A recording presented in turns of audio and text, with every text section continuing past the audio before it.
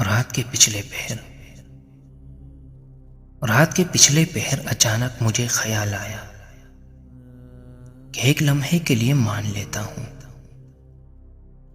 मर्द दिल तोड़ते होंगे, लेकिन औरत भी तो रूह तक को बर्बाद करने की सलाहियत रखती है। मर्द की हर कैफियत में संजीदगी लाती है, फिर उसके हर ख्याल में वहशत पैदा करती है।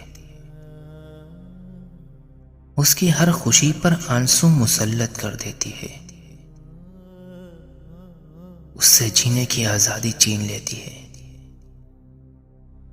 उसके सुकून को दर्द में तब्दील कर देती है,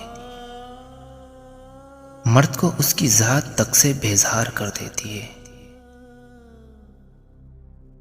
हत्ता कि हर चीज की अजियत में मुब्तला करके छोड़ जाती है और मंजर से कहीं परे हो जाती है।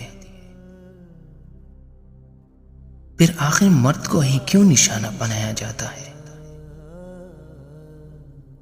बेवफा के अलकाबात से नवाजा जाता है,